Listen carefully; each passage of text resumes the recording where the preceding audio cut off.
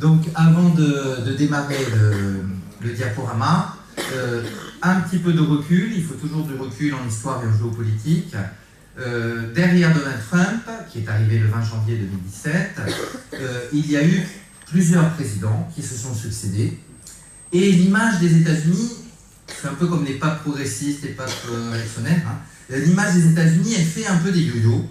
Et donc, je voulais juste rappeler les 4 prédécesseurs, on va pas remonter en 1945, hein, d'après la guerre froide.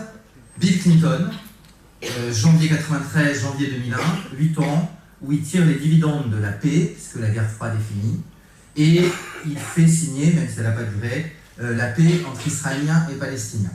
Plutôt une image positive des États-Unis en ce qui concerne la géopolitique et la politique internationale. Puis, George W. Bush, janvier 2001, janvier 2009. Là, je crois que c'est même pas la peine que j'insiste, c'est une autre image. Plus guerrière, I'm a war president. Déclara-t-il, et il fera 2 guerres. Guerre d'Afghanistan, guerre d'Irak, 11 septembre 2001, bon, je passe. Puis, un président qu'on peut critiquer par certains points aussi, mais qui a laissé une image plus pacifique, plus apaisée, qui a eu un prix Nobel de la paix peut-être immérité. Janvier 2009, janvier 2017, c'était encore le Black Power avec Barack Obama. Là, on est plus dans le white power, avec Donald qui arrive. Vous aurez compris que, bon, je suis prof d'histoire, prof de géopolitique, mais Clinton, Obama, c'est quand même des démocrates. George W. Bush, Trump, c'est un peu plus compliqué parce que l'establishment républicain ne voulait pas. Ils sont soutenus par le parti républicain. Il y a une différence. Je pense qu'elle est relativement ancienne. Elle n'est pas toujours vraie, mais entre ces 2 partis, qui représentent, à mon avis, 2 visions de l'Amérique et 2 visions de la géopolitique de l'Amérique. Voilà. Donc je ne vais pas... Aujourd'hui, le sujet, il est là. Je reviens, mais un petit retour en arrière me semblait quand même important. Donc, quelle est l'image des États-Unis au monde? Comment a-t-elle évolué? Et l'actualité veut qu'on en parle énormément de Donald Trump. Donc, première chose, je vais le citer. Donc, citation importante, il arrive. Et là, c'est un peu l'entrée démocrature, démopulisme, c'est-à-dire Erdogan, Poutine, démocrature, mélange démocratie-dictature. Là, démopuliste, c'est-à-dire mélange démocratie-populisme. Parce que là, on ne peut pas parler de dictature, il ne faut quand même pas exagérer. Avec moi, c'est le peuple qui rentre à la Maison-Blanche. Quel peuple? C'est une question. Alors, on continue. Qui est Donald Trump?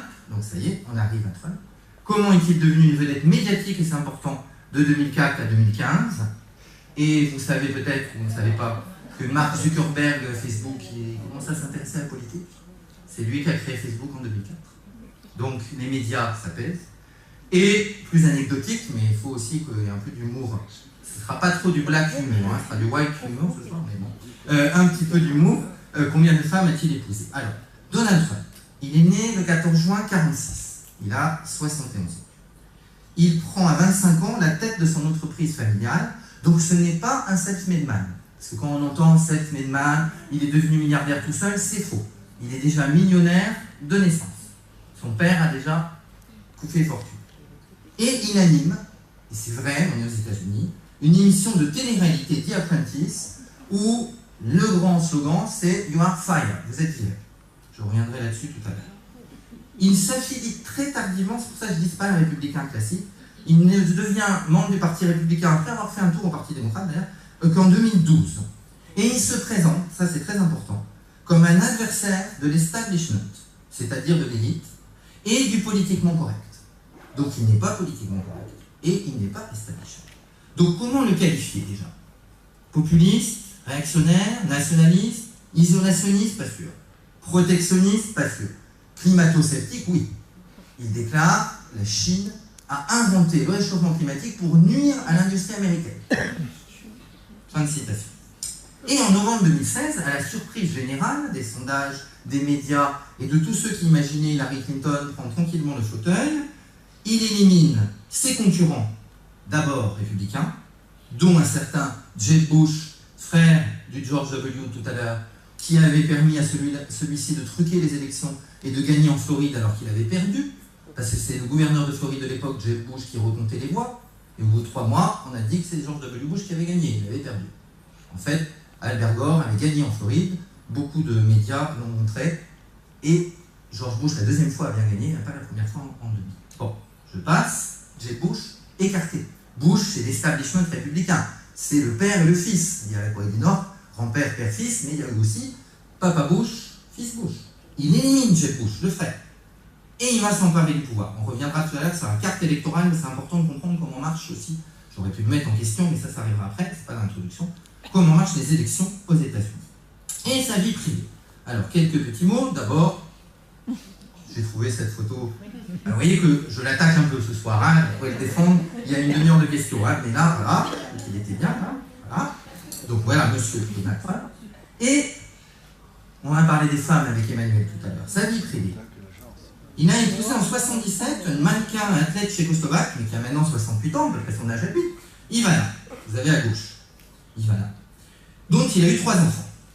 On passe sur le nom des enfants. Il divorce en 92. C'est un homme à femme. Il ne peut pas rester tout seul. Il épouse une actrice et présentatrice télé, Marla Maples, qui est née en 63, qui a donc aujourd'hui 53 ans, et donc il divorce en 99 après avoir eu une fille, Tiffany. Donc on parle pas trop. Et j'ai fait exprès pour les photos, c'est moi qui les ai choisis. 47 ans.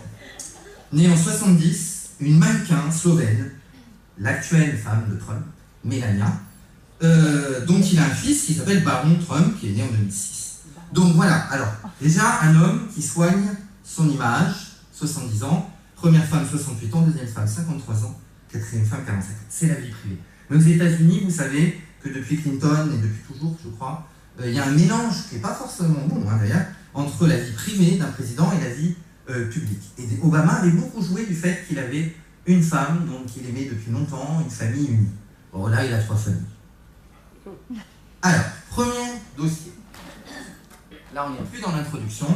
Donc, il y a 2 parties. Normalement, une prof, c'est 3 parties. Là, il y a 2 parties.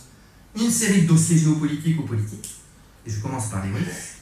Et après, je répondrai quand même à la question que j'ai posée. Et comment celui que j'ai appelé incompétent, parce que je crois qu'il n'est pas un homme politique, et qui n'a pas sa compétence, a-t-il pu gagner ces élections, devenir président. Et là, ce sera la deuxième partie de cet exposé. On sera plus dans le fond du problème. Et il faut y réfléchir, parce que le peuple américain l'a élu. Et on verra tout à l'heure. Alors, la première question qui a beaucoup troublé le début de campagne, c'était dit que le jour où je fais la conférence, il n'y aurait peut-être plus Trump président passif. C'était cette question où il a limogé le chef du FBI. A-t-il livré des informations secrètes aux Russes? Les Russes l'ont-ils aidé pendant sa campagne électorale? Et là, il y a eu toute une polémique. Alors, je ne veux pas non plus parler que de ça, parce qu'il y a des choses plus récentes et plus importantes. Mais la question, c'était qu'au moment où il y avait une enquête sur un de ses proches, Michael Flynn, accusé de proximité avec les Russes, et bien, Trump, la première chose qu'il a fait, c'est qu'il a limogé le directeur du FBI qui menait l'enquête. Et ces événements ont quand même ébranlé la confiance dans la compétence et la crédibilité de cette administration. Ça, c'est un démocrate qui le dit. Mais un sénateur républicain, John McCain, a dit que c'était l'équivalent du Watergate. Et d'autres ont dit, aucun homme politique dans l'histoire, ça c'est Trump lui-même qui se défend, je donne la défense quand même, et je dis cela avec beaucoup d'assurance, n'a été traité plus injustement. Donc pour Trump, c'est de l'injustice. Alors, une image, main dans la main. Je rappelle quand même, et là, c'est plus de l'anecdote, c'est de la géopolitique. Pendant toute la campagne, mais vous savez qu'en France, M. Fillon, Marine Le Pen et Mélenchon étaient dans le même histoire géopolitique, il fallait se rapprocher des Russes. Et il a toujours promis qu'il se rapprocherait des Russes, qu'on avait injustement écartés. Que finalement, M. Poutine, c'est un homme fort et bien. D'autres l'ont dit en France. Et donc là, bon, c'est une caricature bien entendu, I love Vladimir Poutine, vous avez Poutine la main. C'est une marionnette des Russes, bien sûr que ça s'est exagéré. L'élection truquée, les Wikileaks et les attaques, parce qu'il y a eu des cyberattaques, qui ont gêné Hillary Clinton. Maintenant, je ne vais pas trancher là-dessus, ça relève des services secrets, c'est une seule piste, et je pense que dans le débat, on pourra en parler, on reparlera de Poutine plus tard.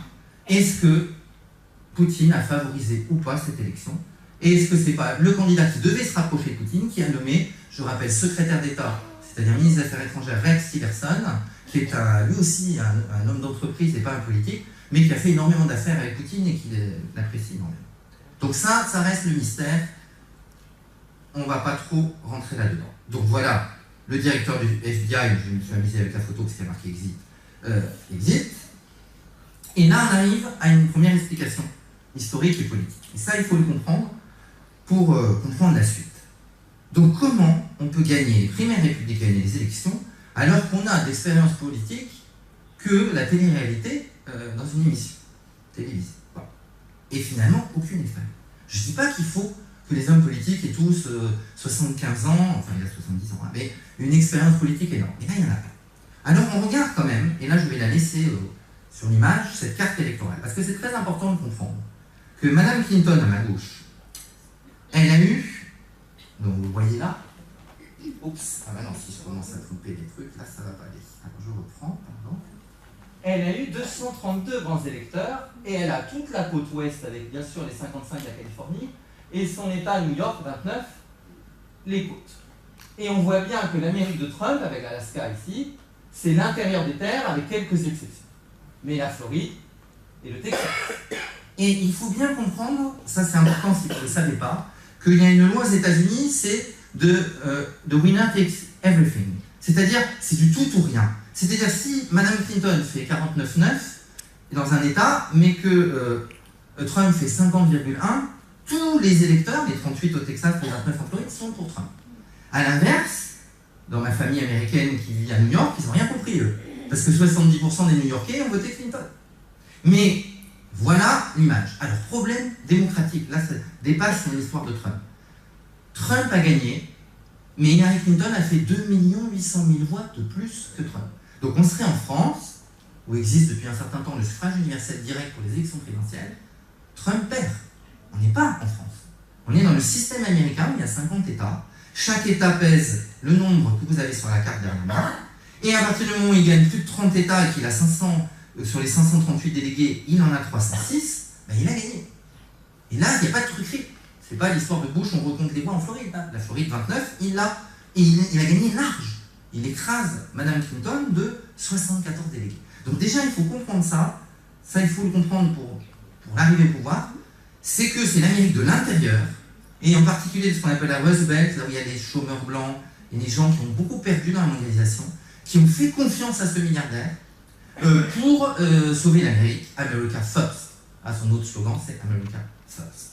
Et là, on a deux Amériques. Ça, c'est important, je pense, de voir que les médias, l'intelligentsia, les grandes facultés, Harvard, Berkeley, c'est sur les deux côtes. Et ils n'ont rien vu venir, les médias et l'intelligentsia, parce que dans les endroits où ils habitent, où ils vivent, dans ces grandes villes de New York, dans ces grandes villes de Los Angeles, San Francisco, c'est Mme Clinton qui a largement gagné. Et sauf que l'Amérique, c'est pas que la côte ouest et la côte est. Et que là, vous avez l'image des deux Amériques. Donc ça, c'est très important. Donc ça, c'est déjà une chose. Alors après, là, on est vraiment dans l'anecdote. Je vais le dire, mais c'est plus du domaine. Une anecdote, mais qui montre quand même le manque de compétences. À qui confier ses secrets? Trump va faire deux grosses fautes. Il va donner aux Russes des informations sur la transmises par Israël. Israël va être furieux. Parce que dans le monde des services secrets, quand on vous donne des informations que vous êtes le fidèle allié Israël des États-Unis, c'est pas pour que ça aille chez Poutine. Et Poutine va dire: ah mais moi c'est pas de ma faute, on l'a dit à mon ambassadeur, à mon ministre des Affaires étrangères. Alors bon, ils ont dû me parler, évidemment. Bon, ça c'est le premier problème. Deuxième problème, et là c'est mon exemple, au moment de la crise en Corée du Nord, Trump confie à celui que j'ai appelé, parce que lui il est vraiment cinglé, le dictateur meurtrier cinglé des Philippines, le monsieur qui veut tuer 3 millions de drogués, parce qu'il trouve bien qu'Hitler a tué 6 millions de juifs. Il lui confie que 2 porte-avions américains se dirigent vers la Corée du Nord. Alors là, on a un problème. Il faut, à un certain moment, dans un homme politique, ça se taire. C'est difficile pour un homme politique. Et donc là je m'amuse, hein, parce que vous avez la photo de M. Duterte, dictateur des Philippines, et de M. Trump. Et en plus, il n'est pas récompensé, Trump. Parce que depuis, en géopolitique, Duterte, que vous avez là, le président des Philippines, il est devenu pro-chinois. Alors que les Philippines, depuis des années, ont toujours suivi les États-Unis. Mais comme il est critiqué et qu'il massacre sa propre population quand il était maire, il tuait. Il allait sur sa moto et il tuait des drogués. Et maintenant, il est président, il le fait à une plus grosse échelle. Des milliers de personnes meurent là-bas. Et c'est pour ça que j'ai mis des armes au problème des États-Unis, qui opposent, alors là, tous les hommes politiques la vente d'armes, où est-ce qu'on en est? Alors, on arrive maintenant, il y a l'homme. Mais l'homme a besoin d'une équipe solide. Or, depuis que Trump est arrivé, c'est la valse des conseillers, comme je dis. Et là, on ne va pas revenir sur tous les personnages et tous les détails, mais quand même, le conseiller à la sécurité nationale, en contact avec les Russes, trop près des Russes, 13 février 2017, éliminé. Le porte-parole, 21 juillet 2017, éliminé. Le chef de l'administration, on va revenir, 28 juillet, éliminé. Le 31 juillet. Et plus récemment, et c'est encore plus important, l'idéologue de l'extrême droite américaine, patron de Breitbart News, un site d'information qu'on appellerait la fachosphère en France, l'extrême droite, a tenu 7 mois à la Maison-Blanche. Et on va voir pourquoi. C'est récent. Le 18 août, il a dû démissionner. Alors, je reviens sur 3 de ces personnages.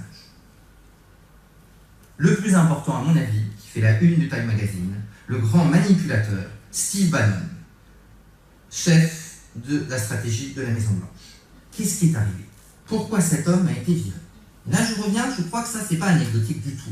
Il y a eu un événement grave aux États-Unis, même des chefs d'entreprise et des républicains ont condamné Trump là-dessus. À Charlottesville, il y a quelque temps, une femme s'est fait tuer par un militant néo-nazi d'extrême droite. Cette femme de 32 ans s'appelle Heather Heyer. Elle s'est fait écraser, mais volontairement, par une voiture d'un sympathisant néo-nazi. Qu'est-ce qui se passait dans cette ville? C'était sur la statue du général Lee, l'homme du Sud, que l'on devait enlever. Et donc il y avait les deux camps, c'est ce qu'a dit Trump, qui sont allés dans cette ville, l'extrême droite, alt-right, et l'extrême gauche, alt-left. Et que dit Trump? Et ça c'est grave. Que dire de l'alt-left qui a attaqué l'alt-right? N'ont-ils pas une part de responsabilité dans cette mort? Vous aviez un groupe d'un côté qui était agressif, mais vous aviez un groupe de l'autre côté qui était aussi très violent. Il y avait des gens très bien des deux côtés. Alors, petit retour en arrière, David Duke, président du Ku Klux Klan, que l'on connaît quand même en France, c'est l'extrême droite raciste du Sud, a salué l'honnêteté, le courage et la vérité de Trump, qui a osé dénoncer les terroristes de gauche. Alors, vous voyez le souci quand même. Trump, quand je parle de white power, je pense que c'est vrai aussi, ce n'est qu'une composante de Trump, il l'utilise aussi. Et l'homme de cette composante, il a dû le sacrifier après cette histoire, parce que ça faisait trop. Et Trump a dû s'excuser. Mais 10 jours après, et dire finalement, le racisme, ce n'est pas bien. Enfin, il a fallu plusieurs jours de réfléchir. Un problème de Trump, c'est qu'il doit réfléchir. Et il a dit plusieurs fois, mais c'est vrai, il a dit finalement sur tel dossier, maintenant que je dois y réfléchir, c'est plus compliqué que ce que je pensais avant. Et ça, je crois que c'est un problème d'incompétence. Alors, la phrase célèbre, you're fired. Adieu, monsieur Bannon. Même chose, un porte-parole qui a employé des mots, il y a ma fille dans la salle, il y a des enfants, je n'ose même pas les dire, d'une vulgarité extrême sur 2 autres conseillers qui venaient de démissionner. Il a tenu 10 jours, Anthony Scaramucci, en insultant, c'est en anglais là, monsieur Priebus et monsieur Bannon. Et là, vous avez donc un marin, j'explique rapidement, mais c'est compréhensible si vous comprenez l'anglais, j'ai appris 2 mots, mais je ne vais pas les donner les 2 mots, parce que c'est vraiment assez odieux. Et donc, exit. You are fired. Quelque part, on ne sait plus si on est dans la télé-réalité ou dans la politique. Et là, un grand ami, porte-parole, chef de l'administration, pardon, pas porte-parole, Reince Priebus. Donc là, je m'amuse à poser la question, c'est accolade, tout va bien. You are fired. C'est-à-dire qu'en quelques mois, toute l'équipe de Trump a disparu. Et des gens importants, pas sa fille, pas ses enfants, pas les très très proches. Ça non, ils sont toujours là. Le gendre, Jared, la fille, ils jouent des rôles politiques, attention. Et ça pose quand même problème. Comment on peut nommer des gens aussi incompétents, vulgaires, incapables de décider, ou venant carrément de l'extrême droite, à des têtes aussi importantes de la Maison-Blanche? Comment ça se fait que Trump est le premier président des États-Unis depuis très longtemps à avoir un seul ministre noir? Et là, je reviens sur des déclarations. Je fais un peu quand même l'attaque à charge, vous avez compris, avant de réfléchir un petit peu. Des déclarations. Et après, on verra des choses qu'il a réussi, sur lesquelles il a obtenu des choses, ou des choses qu'il a ratées. Alors, ces déclarations portent principalement, avant même l'élection, sur les hispaniques, sur les musulmans. Depuis l'élection, sur sa vision du monde, sur la Corée du Nord. Moi, c'est moi qui l'écris, beaucoup de ces déclarations, je les trouve à la fois brutales, primaires et souvent inefficaces sur le plan géopolitique. Et là, on va rentrer dans des dossiers géopolitiques, la Corée du Nord, l'Iran, par exemple, mais aussi dans la vision du monde de Trump. Et je crois que c'est important de se rendre compte qu'il a multiplié... on n'est plus dans l'Amérique qui protège. On n'est plus dans l'Amérique, notre grand allié des 2 guerres mondiales, la guerre froide, de la paix. On est dans une Amérique de plus en plus violente. Il est impétueux. Et franchement, la ligne rouge, il l'a franchie plusieurs fois. Alors, première déclaration, avant l'élection. Qu'est-ce qu'on... Les hispaniques, je les ai traduits en français, ils apportent des drogues, ils apportent le crime, ce sont des violeurs. Moi, personnellement, je ne pensais pas qu'il allait gagner les élections. Et finalement, beaucoup de Noirs, d'Hispaniques se sont abstenus, ou n'en sont pas votés. Il faut aussi dire, ça on pourra en reparler, Hillary Clinton a été une très mauvaise candidate. Elle représentait l'establishment, et ce n'était pas l'autre candidat démocrate qui a perdu, qui avait une certaine... Bernie Sanders, qui avait une certaine popularité, mais qui a perdu. Les primaires démocrates, qui représentaient carrément autre chose. Et effectivement, moi j'ai eu même un élève américain dans mon cours, qui était pas du tout partisan de Trump, mais il m'a dit tout sauf Hillary. Donc je ne peux plus voter Sanders, il était pour Sanders, je vais voter Trump. Il faut aussi voir, imaginer, il ne faut pas que condamner les Américains qui ont élu Trump, il faut essayer de voir comment il les a manipulés, parce que je pense qu'il les a manipulés, mais je pense ils veulent aussi, certains d'entre eux, cette Amérique. Bon, celle-là elle est un peu plus ironique, mais elle me rappelle certaines personnes d'extrême droite en France. Il y a un problème avec les musulmans dans le monde, actuellement. C'est très triste, parce que j'en connais des fabuleux. Vous savez que JMLP et d'autres ont beaucoup d'amis noirs. Hein, bon, et ça, je trouvais que c'était la meilleure caricature, c'est une caricature. Le monde de Donald Trump. Moi, rapistes, les violeurs, les terroristes. Alors bien sûr, c'est caricatural. Mais ça veut dire aussi qu'on n'est plus dans le multilatéralisme. On l'a vu avec les déclarations à l'ONU toutes récentes de M. Trump et de M. Macron. Il y en a un qui veut diriger le monde seul, moi, contre tous les autres, avec quelques alliés quand même, hein, bien sûr. Et il y a les autres. Depuis qu'il a été élu président, je ne vais pas jouer aux devinettes parce que vous êtes beaucoup dans la salle, il n'y a que 2 pays où l'image des États-Unis a progressé. Partout ailleurs, elle a dégringolé. C'est Israël. Parce que là, Donald Trump est fidèle à Tel Aviv et était même, à un moment, voulait déplacer la capitale et l'ambassade américaine à Jérusalem, ce qui aurait bien sûr plu à M. Netanyahou.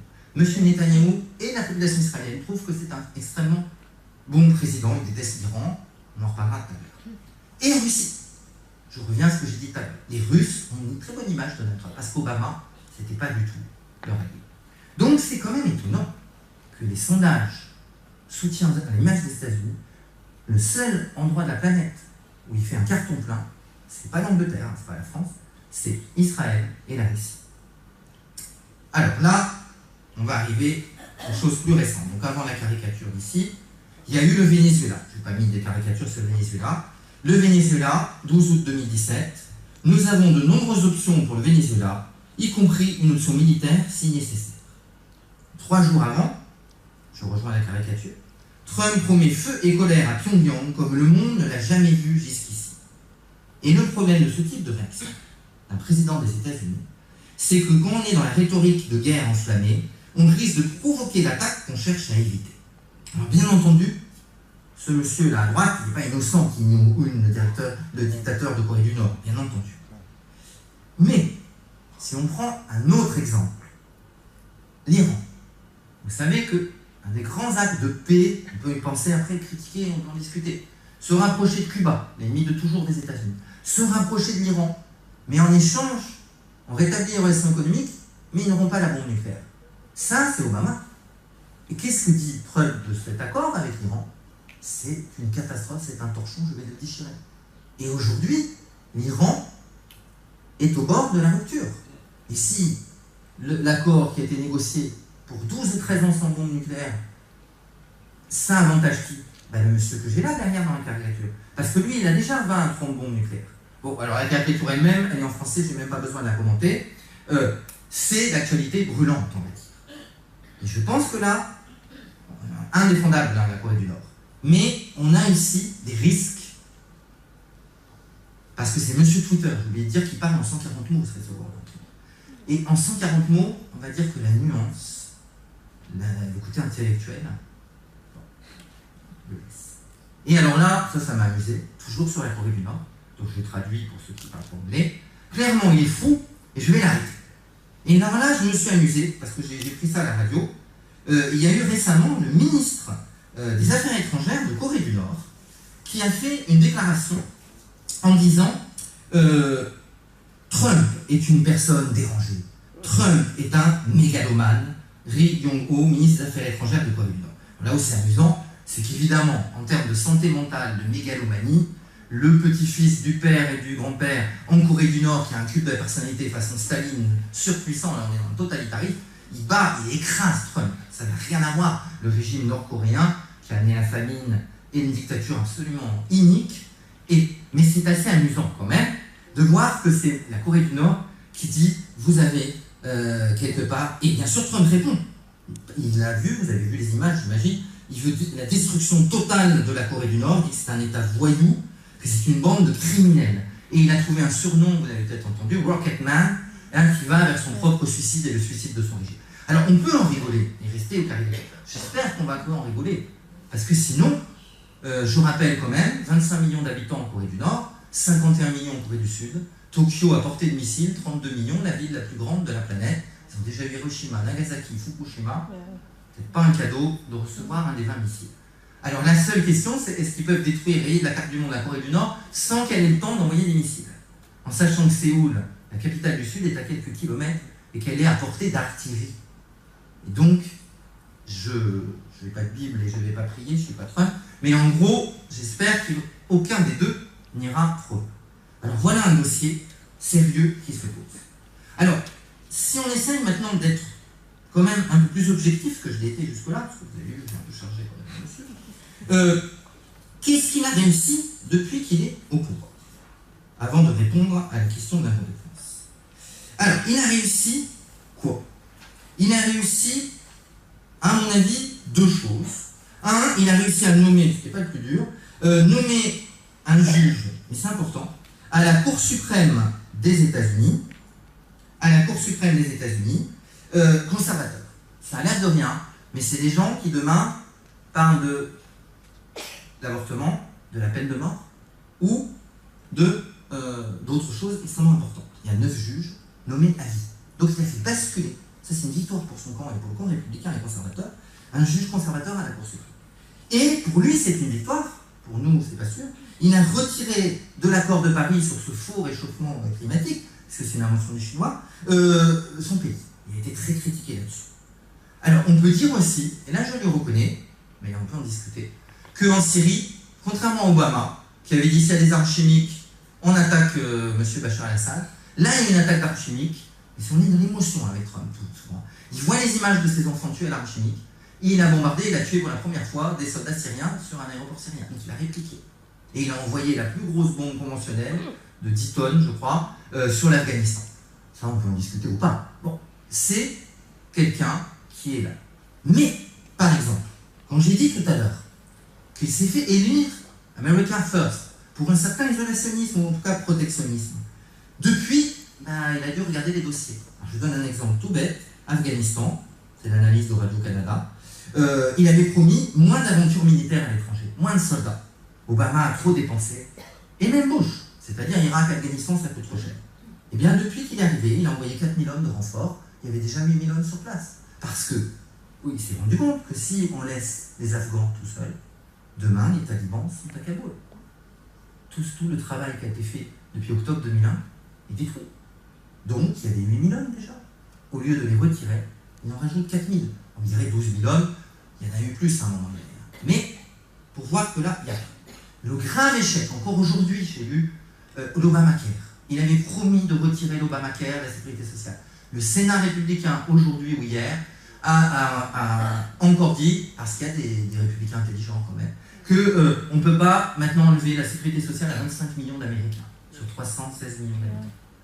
Donc l'Obamacare a échoué plusieurs fois au Sénat. Et une chose, alors je dirais encore plus importante, si je reviens sur sa déclaration de tout à l'heure sur les musulmans, c'est, pas sur les hispaniques, c'est le Muslim ban. Et ça a été le tout début de ça. Et le mur au Mexique, il n'a pas fait, ça coûte trop cher. Il faut 200 000 hommes, il faut 42 milliards de dollars. Il n'a pas l'argent ni les hommes.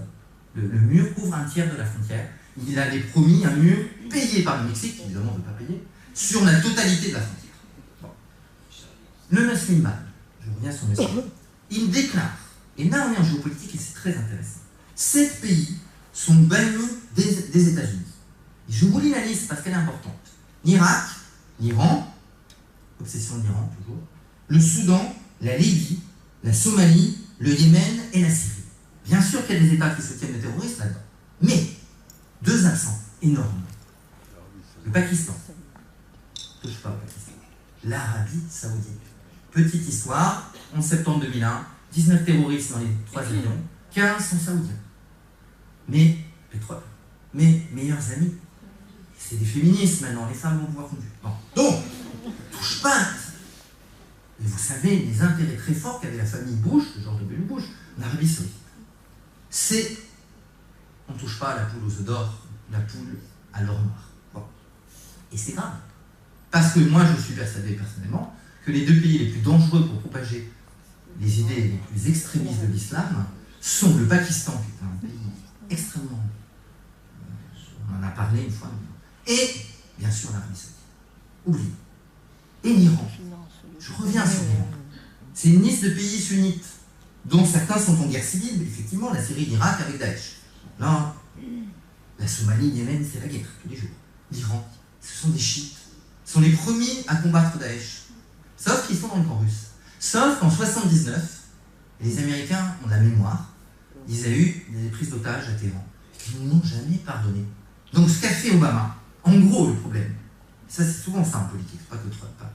Ce qu'a fait le prédécesseur, tout est à détruire. Et moi je vais faire bien. Le problème c'est que là, en géopolitique, je ne suis pas sûr que de détruire les accords avec l'Iran, se retirer de la conférence de Paris et commencer à vraiment mettre le chiffon rouge sur la Corée du Nord soit toujours très malin.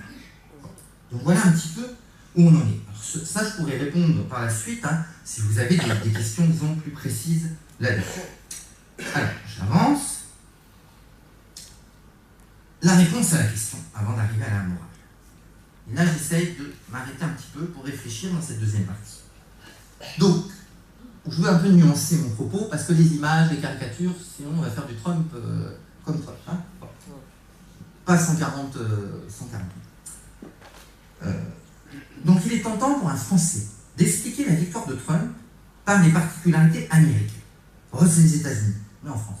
Le héros d'une émission de télé-réalité, il y a eu Ronald Reagan, c'était un cow-boy, il y a eu Schwarzenegger, c'était un acteur, gouverneur de Californie, Terminator.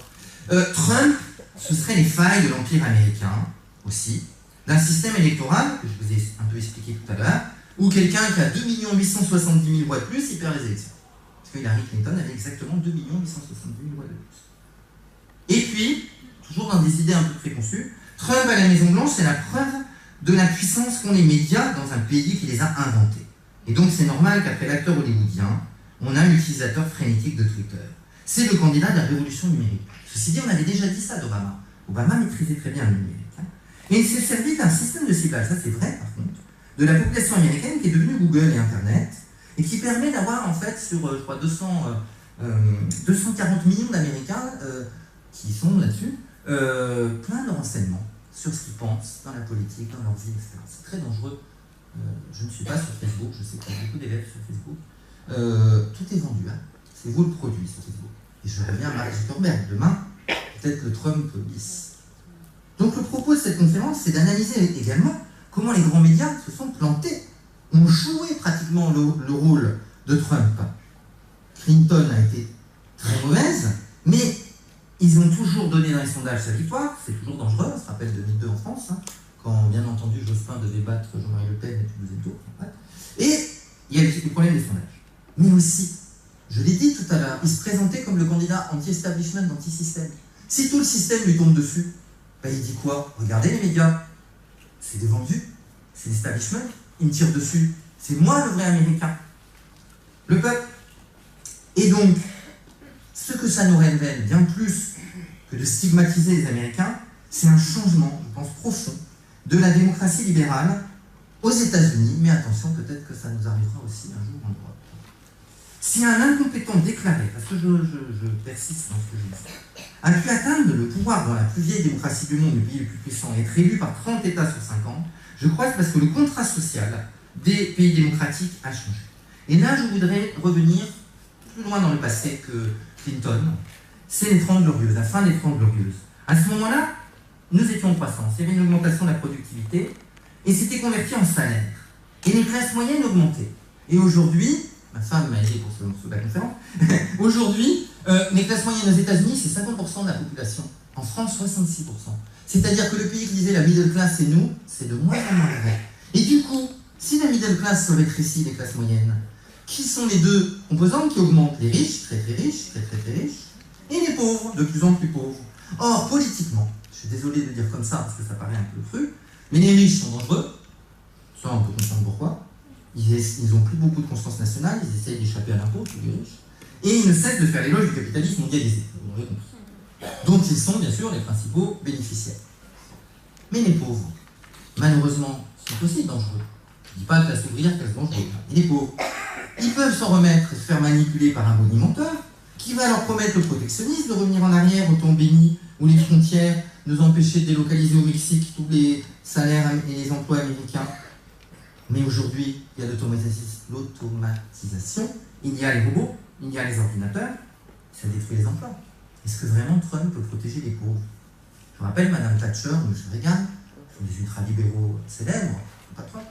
Ils ont aussi joué la carte « je vais protéger les pauvres ». De demander à un pauvre anglais ou un pauvre américain à l'époque Reagan s'il a été vraiment protégé. Bon. Donc, rien d'étonnant à ce que ce nouvel âge du capitalisme conduise à la montée du populisme. Et ça, c'est mondial. Ce serait trop facile de se dire ça se passe là-bas, aux États-Unis, de l'autre côté de l'Atlantique. Populisme, Mélenchon, Marine Le Pen, populisme en Autriche, en Scandinavie, ailleurs, on en est de plus en plus couvert. Je signale au passage que c'est la première fois qu'en Allemagne, un parti d'extrême droite a 94 députés. Ils ont oublié Hitler. Alors que pendant des années, l'extrême droite en Allemagne. Donc, attention. Le peuple est entré à la Maison-Blanche. Vous avez la réponse. Avec Trump, c'est l'incompétence qui est entrée à la Maison-Blanche, sous forme du peuple. Et alors là, le problème, c'est le mensonge. Et là, je crois que là, j'enfonce des portes ouvertes, parce qu'un homme politique, ça ment très souvent. À part peut-être Michel Rocard, peut-être il y a très longtemps, quelqu'un qui a quand même utilisé le parler vrai, qui s'appelait Pierre Mendès France, le grand rival de Mitterrand, qui lui mentait bien mieux. Bon, Jacques Chirac, super menteur, on va raconter toute l'histoire de France. Globalement, les hommes politiques mentent. Mais là, le mensonge devient un programme politique. Mensonge sur l'origine, j'ai commencé par ça. Trump, un self-made-man, un représentant du peuple, il a voulu avoir la tour. Tout à l'heure, c'était la bombe la plus grande. Mais au jeu de la plus grande, il a la tour, la Trump Tower. Et il voulait, pour la petite histoire, construire la tour la plus grande de New York. Sauf qu'entre-temps, il y a eu le 11 septembre 2001. Les architectes et ses conseillers l'ont dit, vaut mieux peut-être pas. Bon. Parce que la course à la tour la plus grande, elle existe dans le monde de Dubaï, gagne en ce moment, et d'autres émirats du Golfe. Mensonge sur les coupables. Qui sont les coupables? C'est l'Amérique là, les Chinois, les Mexicains. J'ai oublié de le dire tout à l'heure. Il adore les bons et les mauvais points. C'est un prof, en fait. Prof d'école maternelle d'Ancien Régime. Les bons et les mauvais points. Donc, bon point pour qui? Les Anglais. Brexit formidable. Quel peuple? On verra. Bon point. Israël. Quel peuple? On pourra en parler. Bon point. Les Russes. Pendant très longtemps, il y en a des bons points. Mauvais point.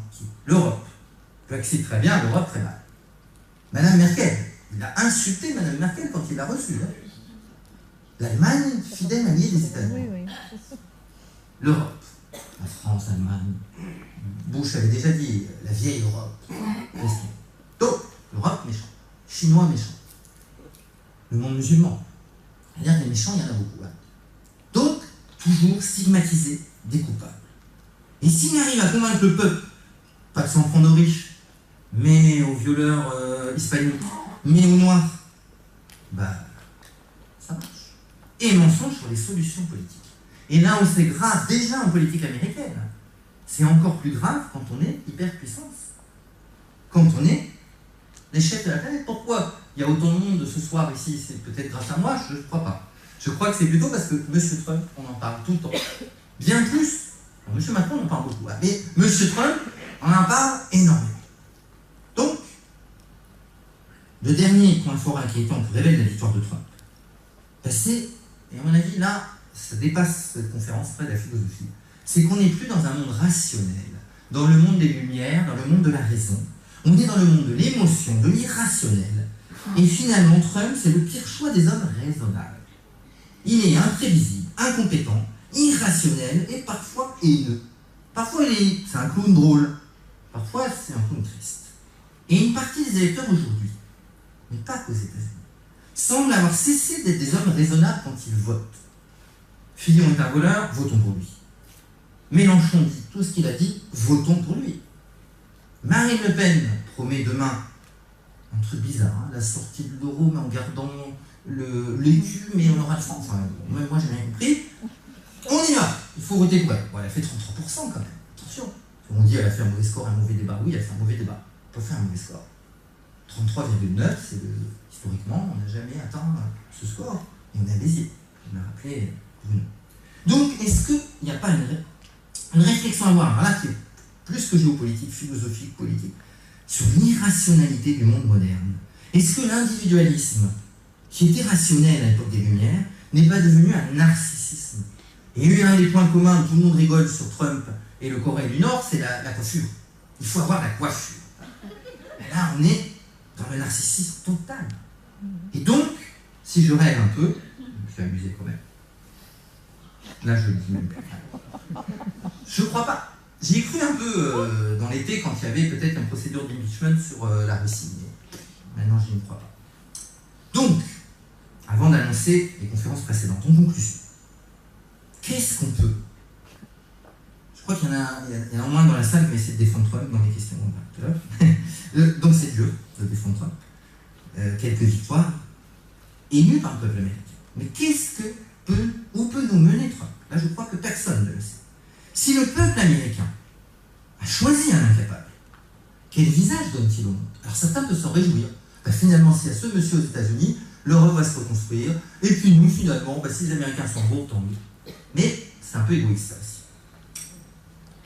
Face à un tourbillon de décisions, j'ai résumé, parce que j'en avais d'autres, inepte, on est fragile. Et donc cette incompétence qui rentre à la Maison-Blanche, c'est tout le système qui est remis en question. Alors je voudrais juste citer une autre caricature que je n'ai pas réussi à trouver, donc j'avais trouvé amusante, sur la Corée du Nord. Et c'est, donc là je l'ai traduite, Trump, alors je vais remettre peut-être avant de revenir à la fin, voilà, ces deux personnages, ou ces deux-là comme vous voulez. Kim Jong-un dit, non, pardon, Donald Trump dit, je te préviens, personne n'a plus d'armes nucléaires que moi, et il en a 50. L'autre, il en a 2. Mais il répond, du moment qu'il a 20 bombes, si l'autre en a 3000, c'est pas la même chose. Mais 20 bombes, ça fait beaucoup de dégâts. Et alors moi, j'avais trouvé que c'était la fin de la caricature la plus intéressante. Et personne n'a moins d'expérience militaire et diplomatique que moi. Et là, je ne crois pas que c'est de caricaturiste, je ne crois pas que c'est Kim Jong-un. Là, je commence à avoir peur. Et je reprends ce mot parce que je crois que c'est important. Personne n'a moins d'expérience militaire et diplomatique que moi. Alors, je ne suis pas pour qu'il y ait que des hommes politiques professionnels qui savent ce qu'ils font, mais c'est quand même un peu embêtant. Et on peut penser à la France quand on pense à ça aussi. Est-ce que forcément des gens qui n'ont aucune compétence politique, qui n'ont jamais fait la politique, quand ils sont élus, deviennent forcément les meilleurs? Toute ressemblance avec un parti en marche existant, c'est indépendant d'un autre. Donc, mais c'est une question. Et on est dans le monde moderne, ça a tout bousculé en marche, ça a bousculé le Parti Socialiste, tous les autres. Trump aussi, il a tout bousculé. Il a quand même une fabuleuse victoire électorale, parce qu'il a gagné. Alors que franchement, au début, moi, j'y croyais pas. Bon. Et donc, si je reviens pour conclure, finalement, il faut se poser la question du peuple américain. Il faut aussi se poser la question de cette géopolitique mondiale. Et alors là, c'est plus grave, avant d'annoncer la suite, c'est que l'Amérique dirige le monde. L'Amérique est super puissante. Nous, l'Europe, Brexit ou pas Brexit, on n'est quand même pas très solide. Est-ce que demain, on n'aura pas un monde sino-américain? Je ne fais confiance ni aux Américains pour diriger le monde, mais peut-être même encore plus, ou pareil, aux Chinois. Sauf que les Chinois sont devenus écolos. Eux, ils y croient au réchauffement climatique, et ils fabriquent des panneaux photovoltaïques, mais ils n'ont pas inventé. Pour ceux qui croient trop, ce qu'on appelle des fake news. Hein. Je vous rappelle que Trump avait aussi annoncé qu'il y avait un attentat terroriste en Suède qui n'a jamais eu lieu. Il n'avait pas vérifié avant d'annoncer. Donc on est dans ce monde où les médias jouent un rôle particulier, mais où je ne voudrais pas tout mettre sur Trump, comme on a pu mettre tout sur Adolf Hitler ou sur Staline. Il y a le peuple derrière. Ils l'ont élu, ils l'ont choisi. Et si on choisit un monsieur pareil, c'est qu'on a peut-être envie d'avoir ces choses. Et c'est pour ça qu'il y a un lien très profond avant que j'annonce les deux conférences. Je crois malheureusement que même si l'Amérique est une démocratie, Trump, c'est une version édulcorée de Poutine, qui est une version édulcorée ou pas d'ailleurs d'Erdogan, parce qu'entre Erdogan et Poutine. Et quelque part, est-ce que c'est pas inquiétant que d'autres grandes puissances, parce que les Chinois ne sont pas des démocrates, que d'autres grandes puissances aient mis ce type de personnes au pouvoir, et qui aujourd'hui révèlent cette violence, ce narcissisme, cette volonté que moi je suis le grand chef, jupitérien, qui décide tout, c'est pas un peu inquiétant. Alors, les deux prochaines conférences peut-être permettront, et là je suis ouvert aux questions et on va faire passer le micro. Pour Bruno, monsieur Modica, c'est lui. C'est normal que vous ne voyez pas, c'est pas un problème technique, hein, ça fait partie de la blague. 30% de myope en plus, je suis myope. J'aurais même dit un peu plus, en tout cas sans eux, mon référendum ne serait jamais passé. Votez oui, Erdogan va tout faire pour vous. Et ce qui est amusant, mais pour les myopes ou pas myopes, on ne voit rien, je vous lis ce qui est écrit sur la feuille où il fallait voter oui, Erdogan. Je vous rappelle, ça m'a un peu choqué, dans plein Béziers, les drapeaux turcs ont flotté le soir de sa grande victoire au référendum qui, en gros, lui donne tous les pouvoirs. Et qu'est-ce qu'il y a marqué sur le truc, on ne voit rien là-bas? Il y a marqué juguler la presse, mais on ne le voit pas. Il y a marqué rétablir la peine de mort, ça c'est fait. Juguler la presse, c'est fait. La justice et la démocratie. Et il y a marqué rétablir un pouvoir absolu, assurer un pouvoir absolu. Mais on ne peut pas le nier. Et donc c'est pour ça qu'il y a la blague sur les myopes. Donc j'espère que, avec M. Modica, vous pourrez avoir des lunettes et ne plus être myope sur ce drapeau turc. Alors pour la petite histoire, pour faire quand même un lien avec ma conférence, un truc scandaleux qui est arrivé sur le territoire des États-Unis, c'est des gardes du corps d'Erdogan qui ont tabassé de manière extrêmement violente des Kurdes, dont un vieux monsieur, une femme et des jeunes, qui manifestaient de manière pacifique pour défendre les Kurdes. Vous savez ce qu'il fait, Erdogan, un bon Kurde est un Kurde. Bon. Attention à Erdogan. J'ai un ami turc à Béziers qui m'a dit c'est un fasciste, il a toujours été. Il est au pouvoir depuis 2002. Deuxième personnage. Là, c'est un petit clin d'œil à mon fils dans la salle qui joue aux échecs. Grand jeu russe. On est à l'époque d'Obama. Vous connaissez Obama à droite? J'ai voulu un petit peu en François Hollande.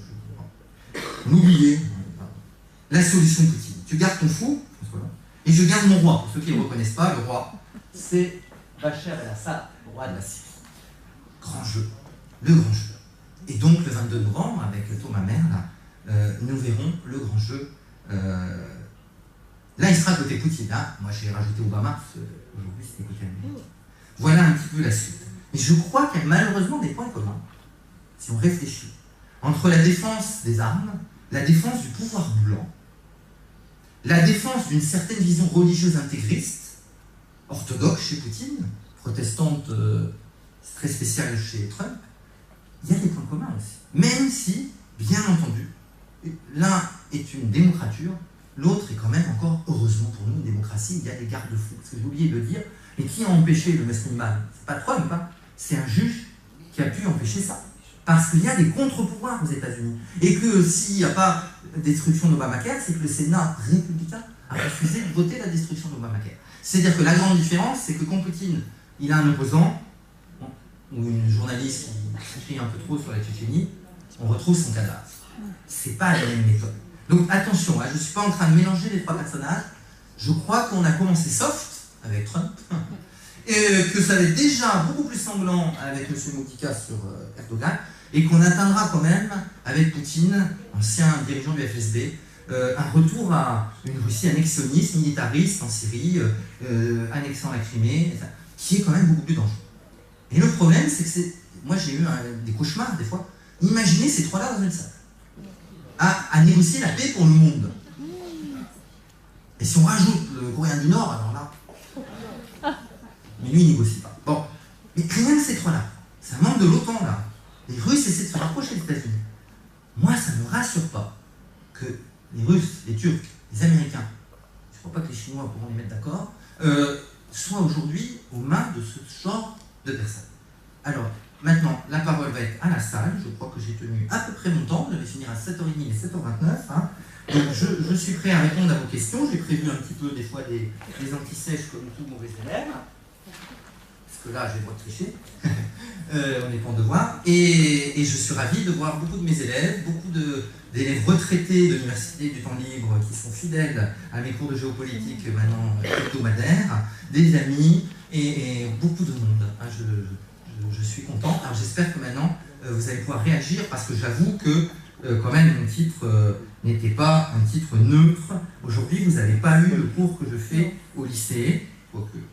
Mais disons la version hard pour le coup de Trump, parce que je rappelle quand même, et je vais vous remettre juste le titre pour finir, je rappelle mon titre, c'est quand même un parti pris, l'incompétence au pouvoir. Je vous remercie.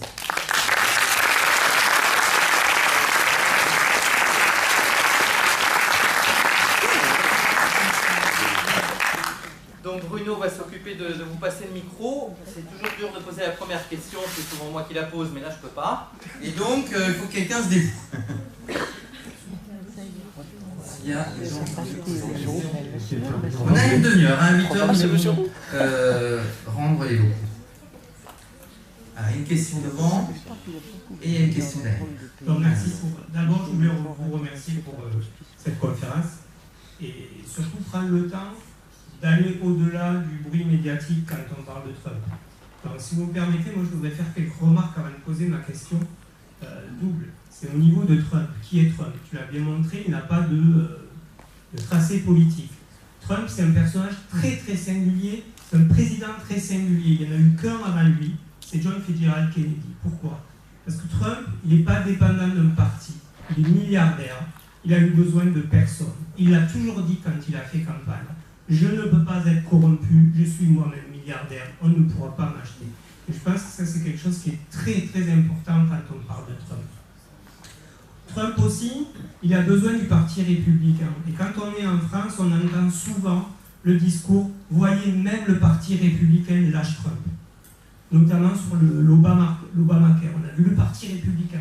Et quand on est en France, qu'on a des filtres français, ce qui est normal, mais c'est pour ça qu'aujourd'hui on peut aller au-delà, on se dit « Oh là là, mais même le parti trouve qu'il est fou ». Sauf qu'il faut savoir que quand le parti républicain lâche Trump, c'est qu'il pense que Trump n'est pas assez, est trop modéré.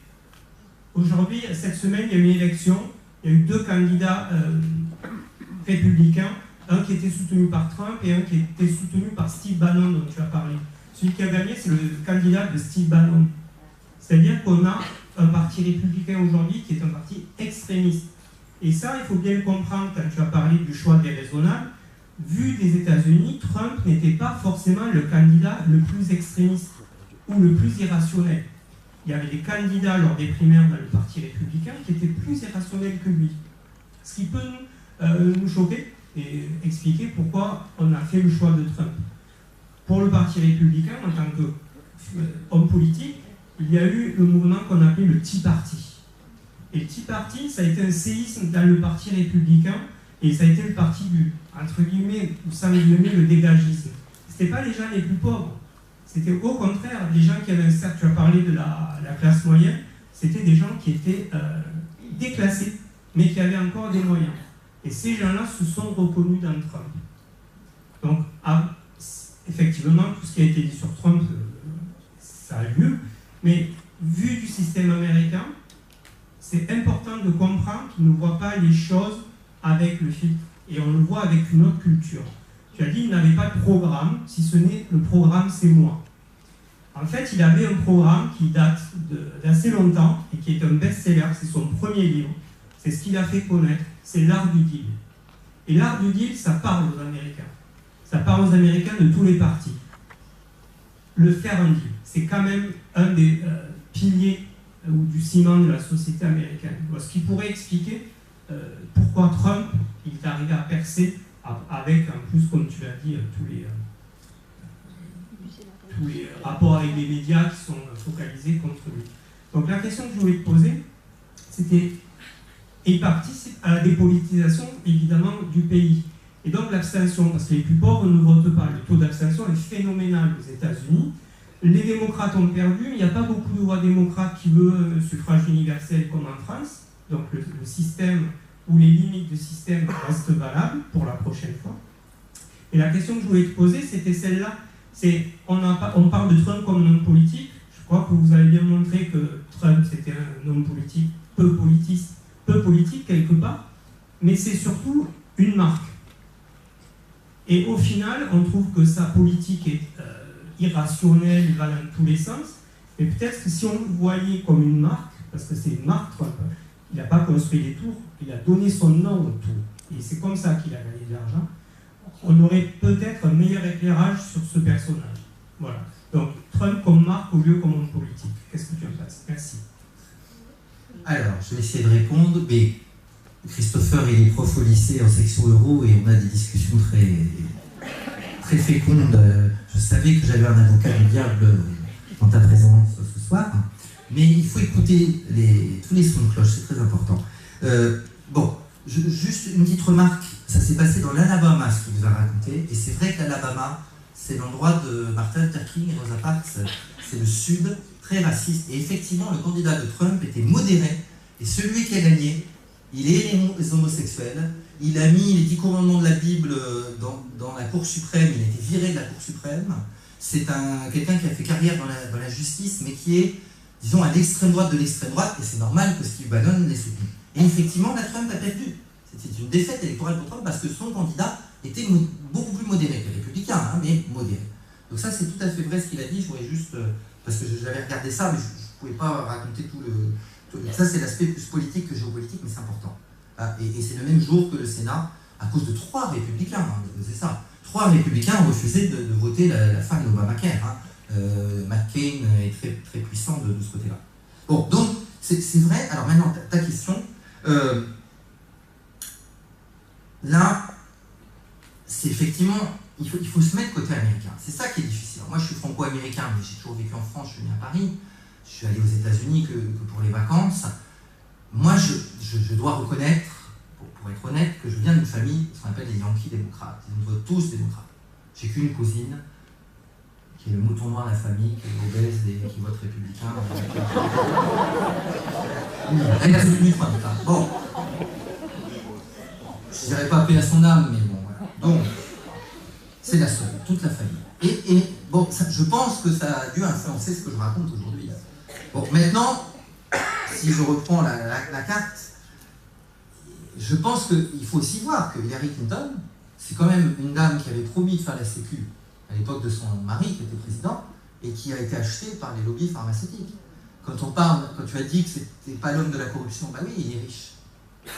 C'est vrai que les gens riches n'ont pas besoin de la corruption. Mark Zuckerberg, demain, s'il est président, il n'aura pas besoin de... Hillary Clinton, c'est pas toujours très clair, les gens qui l'ont financé. Alors, elle vient d'écrire un bouquin, évidemment, elle défend.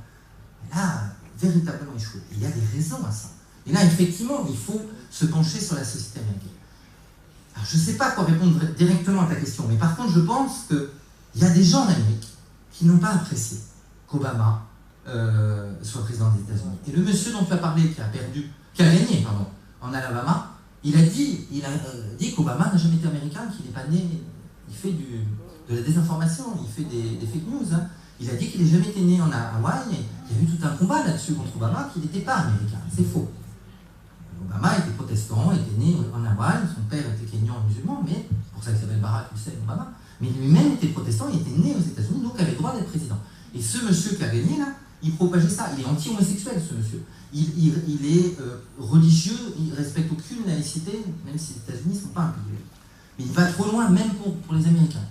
C'est-à-dire de mettre les 10 commandements à la Cour suprême, c'est interdit. Parce que c'est influencé sur son opinion religieuse. Et donc, je pense qu'il faut effectivement se mettre dans son contexte, et que Trump n'est effectivement pas, là je suis d'accord avec toi, le candidat le plus extrémiste. Le Tea Party, tu l'as dit, c'était taxes enough already. Ça veut dire, on a marre de payer les impôts. Ça marche aux États-Unis. Et il faut voir qu'il n'y a pas que, comment il s'appelait déjà, notre grand homme de Montpellier, Georges Frêche, il n'y a pas que lui pour taper sur Paris, quoi. En Amérique, c'est le sport national de taper sur Washington. C'est-à-dire qu'il faut être anti-establishment, anti-Washington. Et ça, Trump, il l'a toujours fait, et il a toujours convaincu le peuple américain là-dessus. Or, la dame qui est là, elle est dans l'establishment, qu'elle le veuille ou non. la famille Clinton, un ancien président. Voilà, c'est l'establishment. Elle était trop représentative, l'establishment. Donc, quelque part, c'est pas toujours comme ça qu'on peut tout expliquer. On peut dire que Macron, c'était l'establishment et Marine Le Pen, le peuple. Hein. Ben, c'est l'establishment qui a gagné en France à ce moment-là. Je n'aurais pas dit ça, mais bon, on peut aussi jouer à ça. Maintenant, moi, je crois qu'il n'est pas forcément d'extrême droite idéologique, M. Trump. Il a eu des gens d'extrême droite pour le soutenir, dont le David Duke et d'autres, mais c'est quand même, il y a quand même un contexte un petit peu gênant par rapport à ses déclarations sur les hispaniques, pour moi sur les noirs, hein. Mais voilà, et on est là. Et alors un truc que tu n'as pas dit, qui peut compléter aussi, c'est que le candidat Bernie Sanders était juif. Et malheureusement, beaucoup de noirs américains ont voté Clinton et pas Sanders. Et ça, c'est moins connu en France. On va dire que tous les noirs ont voté Clinton et personne Sanders.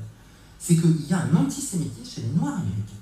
Et quand il y a une grande marche sur Washington, et c'est pas Martin Luther King, c'est malheureusement beaucoup plus récent, d'une association noire très connue, et ben elle était antisémite, cette marche. C'est-à-dire que malheureusement, les pauvres, parce que les noirs sont quand même plus pauvres que les blancs, les hispaniques étant encore plus pauvres, les asiatiques étant plus riches que les blancs, les noirs, ils ont un bouc émissaire. Et quand il y a eu des émeutes à Los Angeles en 92, c'est les magasins de Corée du Sud qui ont été pillés, parce que les plus riches, c'est les asiatiques. Et donc souvent, les cibles de certains noirs excités, hein, tous les noirs, je ne vais pas parler d'Obama, hein, c'est des juifs ou des asiatiques. Et malheureusement, je crains que ça a joué dans la campagne. Alors que Bernie Sanders était aux côtés de Martin Luther King et défendait les civil rights et a fait tout pour aller à son époque que les noirs aient des droits. C'est là qu'il y a une injustice. Et ça, c'est le poids de l'argent. Je crois que le problème de la vie politique américaine, si on essaie de se mettre dedans, c'est que le poids de l'argent est beaucoup plus fort là-bas. Et donc, tous les hommes politiques, tous, plus ou moins pacifistes, plus ou moins guerriers, ils ont besoin d'argent pour être réélus. George Bush, c'était de l'argent du pétrole et des armes. Mais Clinton, à un moment, acceptait de l'argent chinois. Bill Clinton.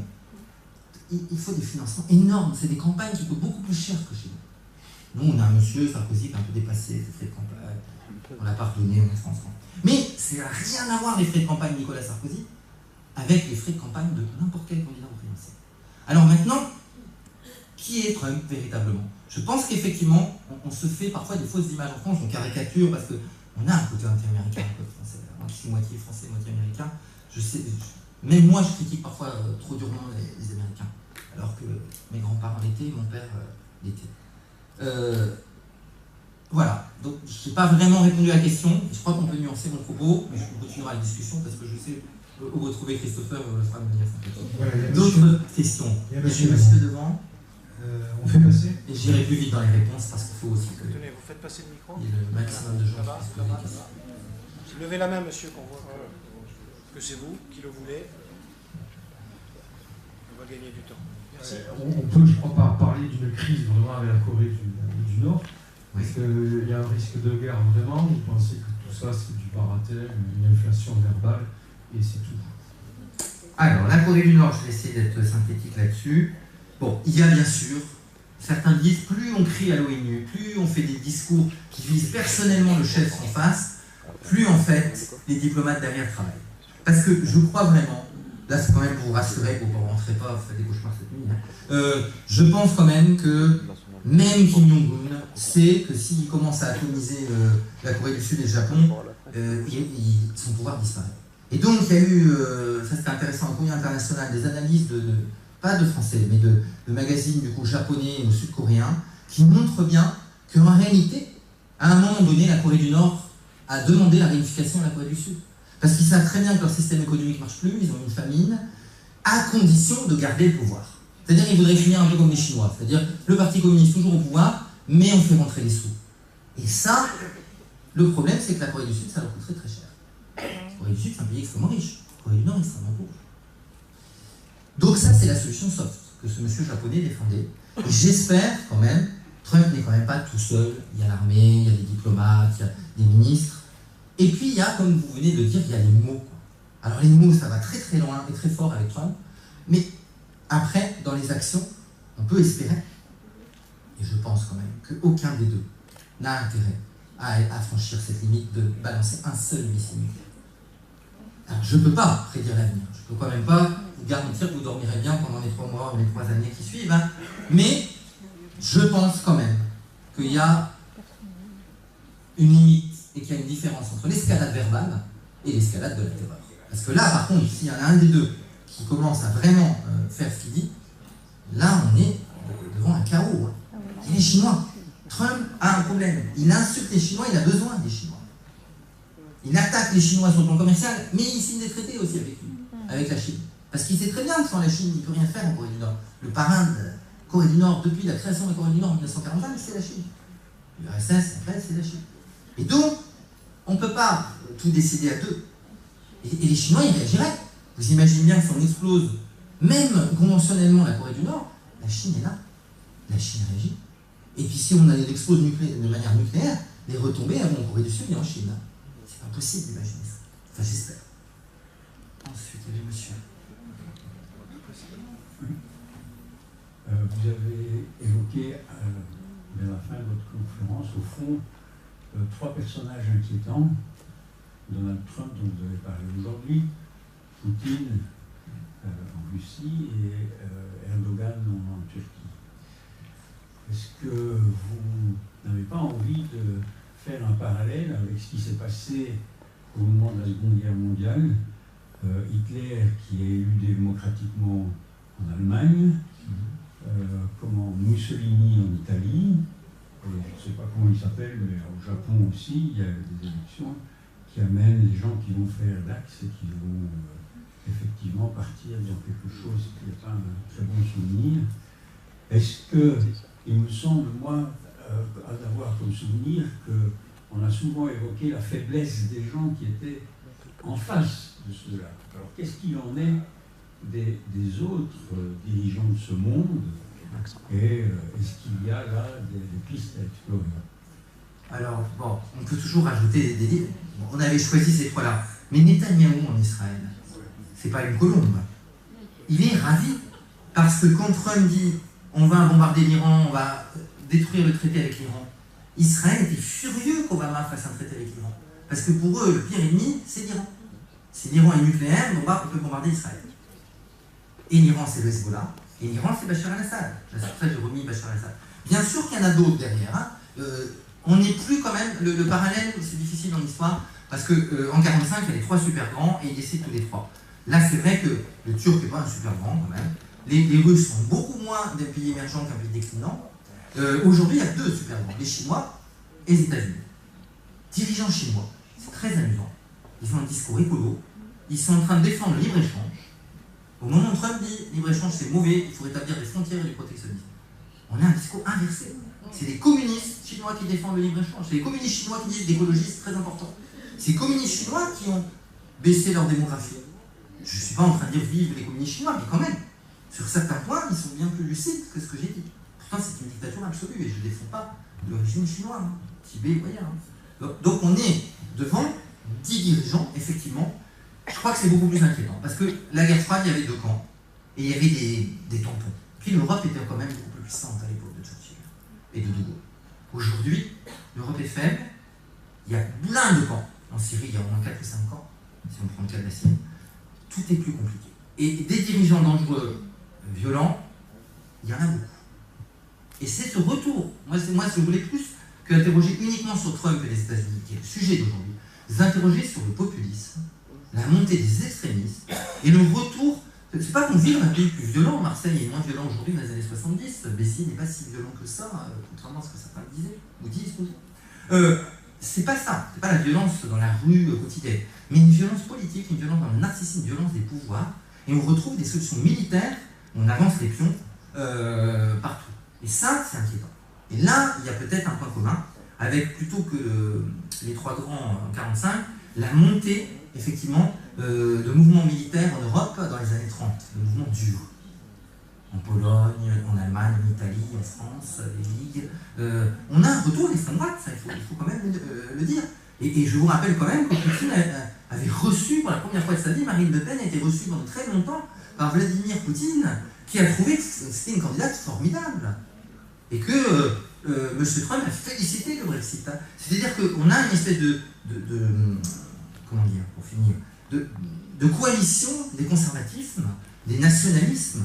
Et quelque part, une analyse qui a été faite sur la Corée du Nord, c'est que finalement, en étant hyper nationaliste, Trump, il justifie l'hyper-nationalisme du Coréen du Nord. Pourquoi, si on défend que America First, l'Amérique d'abord, Jean-Marie Le Pen, c'est la France d'abord. Hein. L'Amérique d'abord. C'est pas le même slogan, parce que la façon américaine de dire, ça a plusieurs sens. Mais quand même. Pourquoi ce serait pas la Corée du Nord d'abord pour lui? Il n'y a aucun justificatif, c'est un pays reconnu. Bon. Et donc, c'est la boîte de Pandore, pour moi, là, les années 30, nationaliste. Et on revient à ça. C'est pas dans le même contexte, c'est pas la même crise, c'est plus la crise de 29, c'est la crise de 2008, mais c'est encore montée des pauvretés, montée des crises, montée des problèmes. Et ça, là par contre, je suis d'accord, on peut faire un point commun, mais il ne faut pas aller trop loin dans l'anachronisme. D'autres questions? Il nous reste 10 minutes. Oui, bonsoir. Est-ce que vous pensez que Donald Trump est capable intellectuellement et psychiatriquement à tenir le poste qu'il occupe? On parle de Poutine, je pense que Poutine est quelqu'un d'intelligent et qui connaît la politique, alors que Trump ne donne pas une impression d'intelligence et même de psychiatriquement, il y a des gens qui se sont posé la question s'il était apte à occuper le poste qu'il occupait. Alors, on avait l'avocat du diable, là, vous allez plus loin que moi. Je pense quand même qu'il n'est pas fou, il est un peu si primaire. Je ne crois pas qu'on peut quand même l'attaquer sur le plan psychiatrique, vraiment. Par contre, on est devant quelqu'un qui a un caractère, qui n'est pas raisonnable. Certains l'ont décrit comme un fauve enfermé dans ses chaînes. Quelqu'un qui brouille d'émotions. Mais avec un côté, il peut avoir du cœur aussi. Je dis tout à l'heure sur les enfants gazés chimiques, il a réagi. Obama laissait faire. Je vous rappelle que c'est François Hollande qui, pour une fois, était courageux et qui voulait faire la guerre là-bas. C'est M. Obama et l'Angleterre qui l'ont empêché. Je ne sais pas ce que ça aurait fait cette guerre, hein. Mais peut-être qu'à ce moment-là, Bachar al-Assad, le roi, là, il serait tombé et qu'on ne serait pas avec Daesh aujourd'hui. Daesh a perdu mais Daesh est toujours là. Et Bachar al-Assad, lui, il a renforcé son pouvoir. Ça, c'est une vraie question. Ça, c'est une question géopolitique très très importante. Comment on fait avec des gens imprévisibles? Mais là, mon collègue, il va trop loin dans la défense pour moi. Vous allez trop loin dans l'attaque. Maintenant, c'est quelqu'un qui peut effectivement présenter des déséquilibres. Voilà, on va dire ça comme ça. Oui, moi je voulais revenir sur un mot que vous avez prononcé dernièrement qui est violence. Oui. C'est-à-dire que j'aurais besoin d'une précision, mais je vais vous dire tout de suite la question que je pose. Parce que finalement, violence, moi j'aurais tendance à dire que finalement c'est le peuple américain qui a élu Donald Trump. Et quand je reprends le mot violence, je pense à un concept qu'un de vos pères a rendu très célèbre, qu'on appellera, en plein genre, je dirais, les États-Unis périphériques. Vous voyez, parce que la violence, quand vous nous avez montré la carte des États où Donald Trump a été élu, et qu'on dit que c'est la ceinture de rouille, je crois, quelque chose de cet ordre. La respect. Voilà. Hein. Donc, je veux dire, qu'est-ce qui fait venir au pouvoir un homme de cette sorte, si ce n'est ce que supporte finalement le peuple, et le peuple, c'est la mondialisation heureuse. Alors, effectivement, la violence n'est pas que du côté des chefs d'État. Il y a une violence économique, il y a une violence sociale, si c'est à ça que vous faites allusion, qui est de retour. Et là, effectivement, Bernie Sanders et d'autres peuvent défendre un autre ordre social, les intermondialistes. Hein. Bon, alors, là où c'est compliqué, et là, moi j'ai donné mon point de vue, hein, c'est que je ne suis pas sûr que Trump va sauver ces gens-là. S'il le fait, si vraiment demain, les ouvriers de l'Ohio, qui est un État blanc en crise de la Rust Belt, la ceinture rouillée, retrouvent du boulot, parce qu'il avait quand même réussi au tout début à faire rapatrier quelques usines hein, par quelques entreprises américaines. Et là, on n'en parle plus trop. S'il réussit ça, ben, je garde tout ce que j'ai dit, je dirais qu'au moins sur le plan social et économique, il aura fait quelque chose que Mme Clinton s'intéressait très peu à ces gens-là. Donc, effectivement.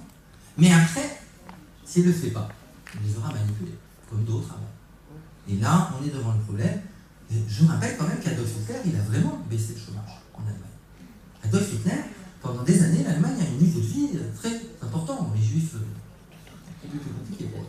Mais les autres. Il y a des études économiques aujourd'hui qui montrent qu'on vivait très bien en Allemagne en 1938 et en 1939. Et même au début de la guerre. Parce que le chômage il avait construit des armes, des autoroutes, la Volkswagen c'était des chars, plus de chômage. Et c'était une autre voie que Roosevelt. Donc il faut quand même faire attention. On peut aider les pauvres, ça plaît Adolf Hitler. Je ne dis pas du tout, attention, hein, parce que là on va retrouver Mélenchon et l'histoire, la rue a fait tomber les nazis, etc. C'est pas Hitler, pas du tout. Hein, mais la manipulation des pauvres. Et là, en fait, on répondra à ma question, à votre question. C'est 4 ans, hein, mandat d'un président, maximum 8. Dans 4 ans, est-ce qu'il sera réélu? Quel sera son vrai bilan? Là, c'est un peu tôt pour le dire. Je rappelle qu'il a été élu le 20 janvier 2017. On n'a même pas eu le temps de faire le bébé en chantier. 9 mois ne sont pas passés, ce sera le 20 octobre. Donc il faut aussi laisser un peu de temps quand même. Hein. Donc je ne veux pas non plus, cette conférence-là, je ne serai sans doute pas la même dans 9 mois. Parce que peut-être qu'il y aura eu d'autres soucis, mais peut-être qu'il y aura eu d'autres réussites de Donald Trump. Je ne veux pas non plus le traiter forcément qu'il ment chaque fois qu'il parle. Peut-être que quand il a dit la phrase que j'ai commencé, que le peuple est enfin rentré à la Maison Blanche, pour lui c'est vrai. Mais ça suppose quand même qu'il y a beaucoup de présidents américains qui n'étaient pas du peuple, hein, et qui n'ont pas joué le rôle du peuple. Maintenant, quand il dit America First, il y a déjà eu America is Back avec Ronald Reagan, hein, c'était un peu différent America is Back. Hein. America First, moi ça m'inquiète. Parce que déjà, quand je reçois ma famille et qu'ils me demandent What is it in real money, je ne trouve pas ça très bien. C'est-à-dire qu'en fait, pour eux, il faut tout donner en dollars parce que l'euro, ça n'existe pas. C'est-à-dire qu'il y a un égocentrisme de la population américaine, qui connaît très mal l'histoire de la géographie, qui est très mal enseignée là-bas, parce qu'il y a des options. Et heureusement, chez nous, on a encore la philo et l'histoire qui sont terminales, qui ont une ignorance, mais crasse. Là, je ne parle pas des gens qui sortent des grandes écoles, bien sûr, mais je parle de la masse de la population américaine, une ignorance crasse de l'histoire et de la géographie du monde. Et ça explique aussi cela. Parce qu'ils sont fascinés par les médias uniquement des informations américaines. Moi, quand je vais en Égypte, à l'époque de Moubarak, je trouve qu'on parle autant de Moubarak qu'aux États-Unis, les Américains. Ils ne parlent jamais du reste du monde quasiment. C'est étonnant quand on regarde des journaux télévisés. On dirait qu'en France, le journal télévisé parle beaucoup de la France. Mais bon, pas à ce point-là. Pas au point d'Égypte, des dictatures. Et aux États-Unis, c'est étonnant à quel point on peut passer tout un journal télévisé, on n'a parlé que des États-Unis. C'est pas une fois, c'est tous les soirs. Et donc ça, c'est un souci. C'est un souci de culture. Et donc le peuple contre la Maison Blanche, j'avais dit quel peuple, quelle culture, qu'est-ce qu'ils savent du reste du monde? Pas que Trump. Qu'est-ce que l'Américain moyen qui a élu Trump sait du reste du monde? Alors s'il raisonne que, moi je vais retrouver du boulot, et puis si on écrase la Corée du Nord sur des bombes, bah, tant pis pour eux, et si les sales Palestiniens qui embêtent Netanyahou, ils méritent qu'une chose, c'est qu'on oublie de leur donner un État jusqu'à la fin du monde, on est dans un problème. Rappelez qu'il y a 2 terres promises dans l'histoire. Terre promise pour les Juifs israéliens, terre promise pour les protestants peu fondamentalistes, les États-Unis. Il y a une confluence des Américains. Pour moi, Israël et les États-Unis, c'est pas que géopolitique. C'est les 2 peuples élus. L'un dans la Bible pour les protestants, l'autre dans la Torah avec Yahvé pour les Juifs. Et ça pose problème à un pays où que la religion est créée. Mais pareil, la République islamique d'Iran chiite, elle est religieuse, ou l'Arabie saoudite du roi, etc. C'est très dangereux. En tant que Français, on le sait. La laïcité, c'est quand même du bon. L'arrivée au pouvoir d'une seule religion qui croit détenir la vérité, que ce soit aux États-Unis, que ce soit en Russie orthodoxe, que ce soit chez les Juifs d'Israël, ou que ce soit ailleurs, chez les pasdaran de l'ayatollah Ramenaï, c'est toujours dangereux quand la religion dirige tout. Ça, c'était pas vraiment la question qu'on m'a posée. Bien, ben, je crois que c'était le mot de la fin. On est vraiment dans les temps, voilà, comme toujours. Merci à vous. Rendez-vous, donc, on est bien d'accord, Marc, c'est le 18 octobre. Alors, je remets les 2 dernières. Voilà, vous avez la possibilité de nous trouver sur le site clionotes.org. Je précise que les clionotes, ce ne sont pas des gens qui ont fait vœu de rouler en Clio, parce que ça, ce serait du masochisme, mais que Clio est la muse de l'histoire, et que quand on parle des notes, on parle des navigateurs Internet, puisque les clionotes auront 20 ans cette année, et c'est un anniversaire en 2018, pardon, c'est un anniversaire que nous fêterons avec vous, et que nous sommes nés de la galaxie et de la nébuleuse de l'Internet au milieu des années 90, avec la fondation en 98. Donc on fêtera nos 20 ans avec vous, entre autres, parce qu'effectivement, notre cœur, pour l'instant, il est à Béziers, il est avec vous. Passez une excellente soirée et à très bientôt.